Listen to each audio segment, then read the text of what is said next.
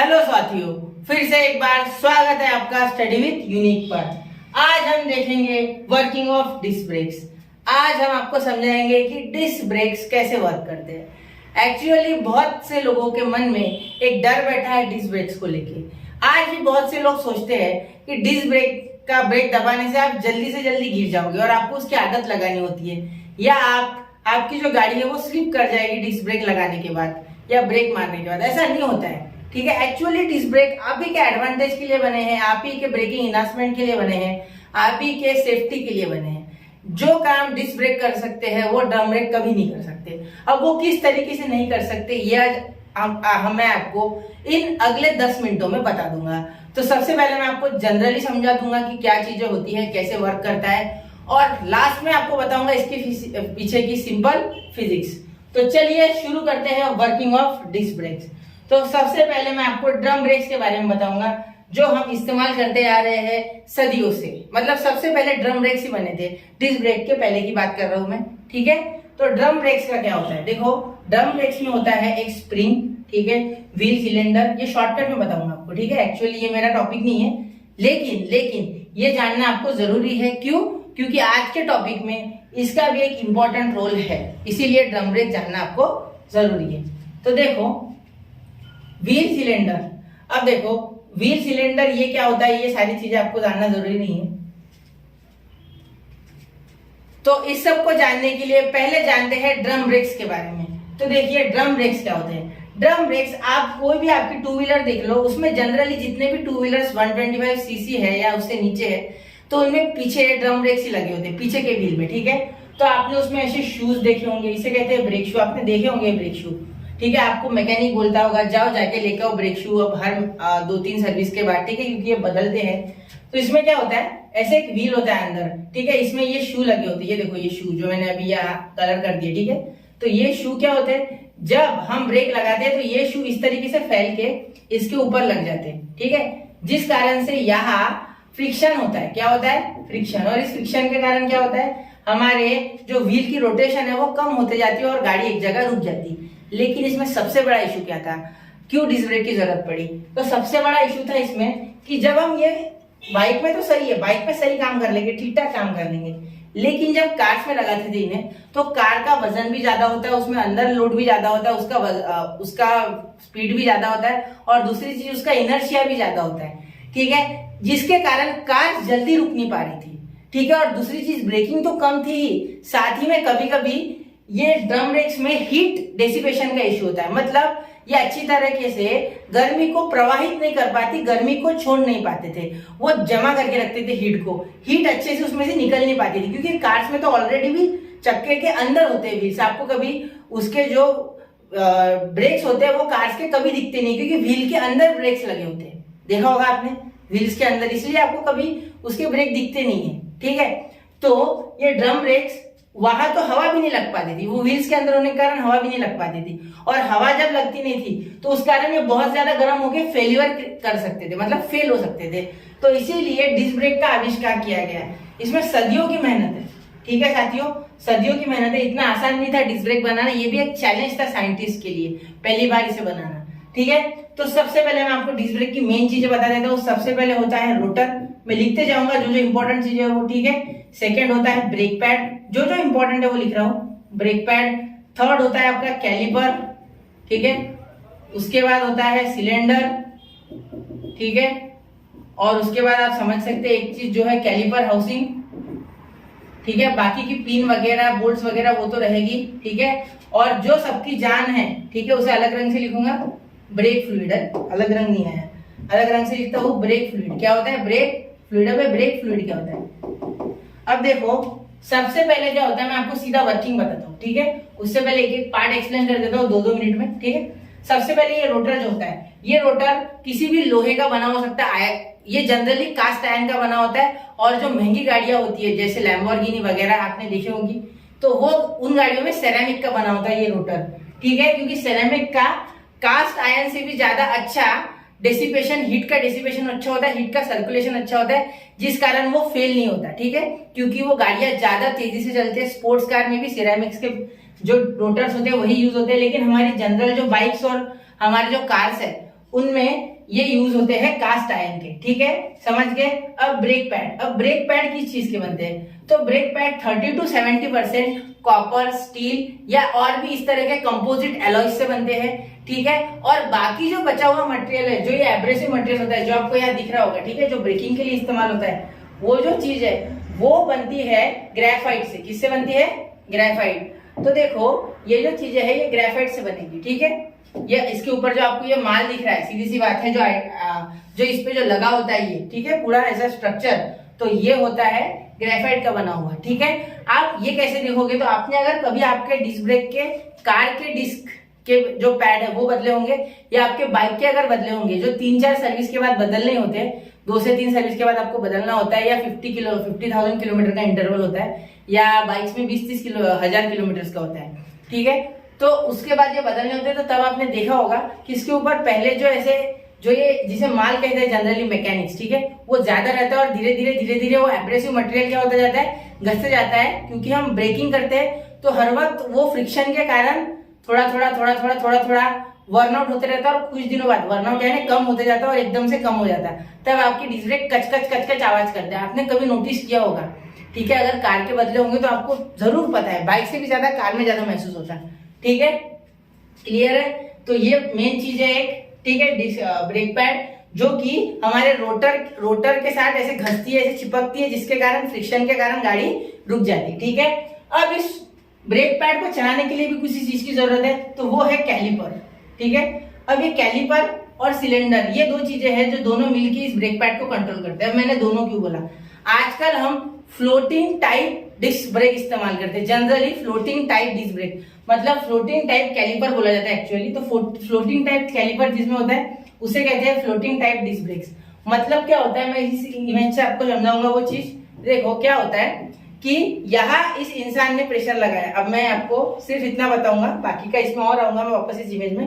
तो देखो इसने यहाँ प्रेशर लगाया, तो यहाँ से यहाँ इस सिलेंडर पे प्रेशर लगा, ये सिलेंडर से ये वाला जो है ये तो दब गया, ये तो हमारी ब्रेक पैड जो ये वाला ब्रेक पैड है ये तो दब गया, लेकिन इधर वाला कैसे दबेगा, तो ये फ्लोटिंग टाइप का कैलिपर होता है, और यहाँ तक फ्लूइड गया है, देखो, जिसके कारण इस साइड का भी ब्रेक पैड सेम प्रेशर डालेगा, मतलब दोनों साइड इधर से और इधर से प्रेशर कैसे आएगा, रोटर पे सेम आएगा, जिस कारण रोटर डिसबैलेंस ना होते हुए ऑटोमेटिकली गाड़ी पे भी ये जो ब्रेकिंग है ये इफेक्टिवनेस अच्छी करेगा। क्यों, क्योंकि दोनों साइड सेम प्रेशर लग रहा है रोटर पे, ठीक है। ये ओनली पॉसिबल है due to floating type caliper, ठीक है। फिक्स टाइप कैलिपर में प्रॉब्लम्स आते हैं थोड़े, ठीक है, लेकिन वो भी अच्छा है, लेकिन जनरली हम गाड़ियों में आजकल तो फ्लोटिंग टाइप ही इस्तेमाल कर रहे हैं, ठीक है। अब देखो कैलिपर हाउसिंग यानी ये आपको पूरा लाल रंग का दिख रहा है, जो असेंबली में ब्रेक बैठा होता है, ठीक है, पूरा जो ब्रेक का सिस्टम होता है, आपने देखा होगा ज्यादातर गाड़ियों को ब्लैक या गोल्डन कलर का होता है, आपने देखा होगा, ठीक है, उस पर बाइब्रे लिखा होता है, ठीक है, या निसिन लिखा होता है, आपने देखा होगा। 2 व्हीलर्स की बात कर रहा मैं, जो 100 से 150 सीसी तक है, उसमें बाइब्रे या निसिन ही देता है वो चीज, उसी कंपनी के ब्रेक लगे होते हैं। तो आप एक बार देखोगे गोल्डन या ब्लैक होता है, ठीक है। तो वो पूरा जो हाउसिंग होता है ऊपर की, जो आपको गोल्डन कलर की या ब्लैक कलर की दिखती है, उसे कहते हैं हम हमारा brake caliper housing, brake caliper housing. समझ गए, यहाँ तक क्लियर है, वर्किंग समझ गया आपको। अब आपको पूरी चीजें समझ गई कि भाई कंस्ट्रक्शन कैसा होता है। चलिए तो अब वर्किंग की तरफ आते हैं, ठीक है। अब वर्किंग में आपको बताना चाहूंगा कि देखो ये जो हमारे ड्राइवर साहब है, इन्होंने यहाँ से ब्रेक लगाया, तो ये सिलेंडर पे प्रेशर लगा बच्चों, मतलब मेरे दोस्तों, मैं जनरली बच्चों को पढ़ाता हूँ इसलिए मैंने बच्चों बोला, ठीक है, अगर कोई एल्डरली है तो बुरा ना माने, ठीक है। तो चलिए आगे देखते। अब देखो यहाँ ये फ्लूइड भरा हुआ है, ये फ्लूइड एक्चुअली ऐसे दूर होता है और यहाँ से एक पाइप आता है, लेकिन यहाँ से इमेज में हमें बताया गया है कि ये बिल्कुल इसके पास है, हर वक्त ये फ्लूइड इसको सप्लाई करता रहता है। तो ये फ्लूइड यहाँ कॉम्प्रेस हो गया, मतलब ये दब गया, क्या हो गया, दब गया, जिसके कारण ये यहाँ का दबाव यहाँ चले गया, यहाँ का दबाव यहाँ चले गया, जिसके कारण सिलेंडर दब गया, और सिलेंडर दबने के कारण ब्रेक पैड दब गया। अब ब्रेक पैड इस साइड का दबा तो फ्लोटिंग कैलिपर के कारण इस साइड का भी दब गया, तो दोनों साइड इवन प्रेशर गिरा।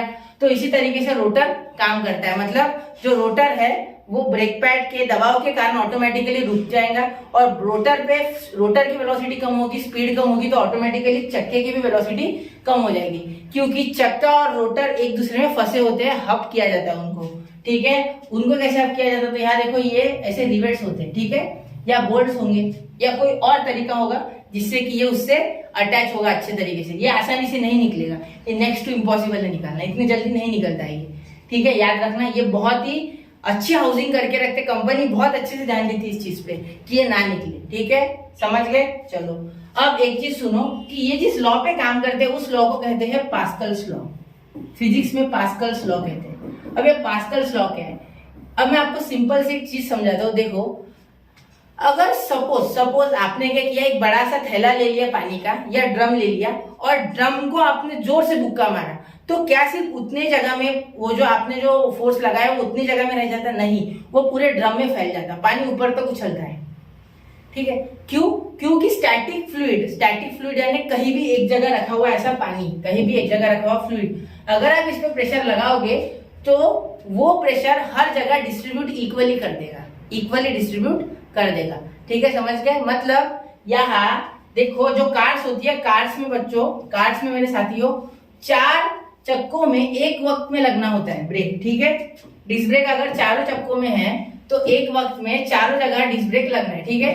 तो यहाँ क्या हो जाएगा, ये देखो, इस फिगर से आपको समझाऊंगा कि यहाँ मास्टर सिलेंडर होता है, ठीक है। यहाँ अगर 4 पास्कल का फोर्स लगाओ, ठीक है, 4 पास्कल, मैं नहीं बोल रहा हूँ, मैं सिर्फ एग्जाम्पल दे रहा हूँ कि यहाँ पीछे के चक्कों में 2-2 पास्कल, 1-1 पास्कल चला जाएगा और आगे की इसमें 1-1 पास्कल चला जाएगा। इसका मीनिंग क्या हो गया कि जो फोर्स है वो इक्वली डिस्ट्रीब्यूट हो गया, जो प्रेशर है वो इक्वली क्या हो गया, डिस्ट्रीब्यूट हो गया, ठीक है। मतलब ये जो फ्लूइड होता है वो इक्वली प्रेशर को डिस्ट्रीब्यूट कर देता है, फोर्स को डिस्ट्रीब्यूट कर देता है अकॉर्डिंग टू एरिया, इसीलिए यहाँ फ्लूइड का इस्तेमाल किया जाता है, ठीक है। और ये जो ब्रेक फ्लूइड होता है ये .3, .4, .5 या .5.1 इस तरीके से होता है, ठीक है। और ये बहुत ही ज्यादा थिक होता है, इसी कारण ये इनकॉम्प्रेसिबल होता है, मतलब ये जल्दी से दबता नहीं है। और इसका जो बॉइलिंग पॉइंट होता है वो भी बहुत ज्यादा होने के कारण अगर रोटर गर्म भी हो गया तो इसे कोई फर्क नहीं पड़ता, ये अपना काम करता रहता है, ठीक है। और बहुत दिनों तक हमें इसी कारण ये ब्रेक फ्लूइड बदलने की भी जरूरत पड़ती नहीं है। तो याद रखना, ये पास्कल्स लॉ पे काम करता है। कौन सा law? Pascal's law, disc brake Pascal's law पे काम करता है, ठीक है।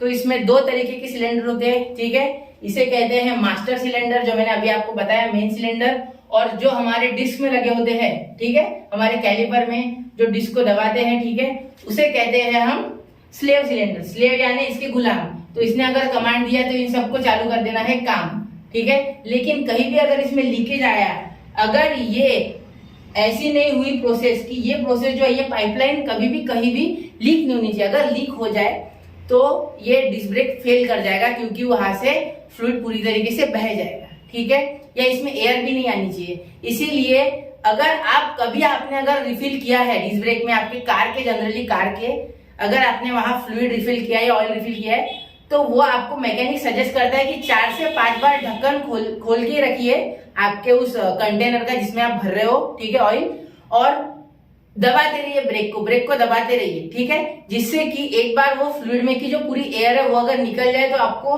गाड़ी चलाते समय कोई दिक्कत ना हो। समझ रहे हो मेरी बात, ठीक है। तो यहाँ मैंने आपको पूरी वर्किंग ऑफ डिस्क ब्रेक समझा दी, ठीक है। और एक चीज, अगर आपके मन में ये सवाल है कि ये छेद क्यों होते हैं गाड़ियों के डिस्क ब्रेक के, तो जैसे यहाँ फिन्स होते हैं मेरे साथियों, जैसे यहाँ फिन्स होते हैं, देखो इस इमेज में आपको बता दो, यहाँ देखो, यहाँ जैसे फिन्स थे, यहाँ क्या थे, फिन्स थे, ये कार का है डिस्क ब्रेक, तो यहाँ फिन्स थे हीट निकलने के लिए, यहाँ से जाने के बाद ऐसे हीट डेसिपेशन होने के लिए यहाँ फिन्स थे, तो यहाँ ये छेद रहेंगे, इस छेद से हीट जल्दी डेसिपेट होती है, इसीलिए आजकल के बाइक्स में छोटे छोटे छेद आते हैं जिससे कि हीट डेसिपेशन उनका अच्छा हो जाए। तो चलिए मिलते हैं अगले ऐसे ही इंफॉर्मेटिव वीडियो में, जनरल टॉपिक के साथ आऊंगा और भी अच्छे तरीके से आपको धीरे धीरे टॉपिक समझाने की कोशिश करूंगा, विथ रिस्पेक्ट टू साइंस, मतलब फिजिक्स का भी इस्तेमाल करूंगा और साथ ही में जनरल भाषा का भी, जिससे कोई बूढ़ा आदमी देख रहा है वो भी समझ पाए, जो एक बच्चा है वो भी समझ पाए, और अगर कोई साइंस का ज्ञानी है वो भी समझ पाए। तो चलिए मिलते हैं अगले लेक्चर में एक नए टॉपिक के साथ, तब तक के लिए स्टडी विद यूनिक के साथ बने रहे। जय हिंद, जय भारत।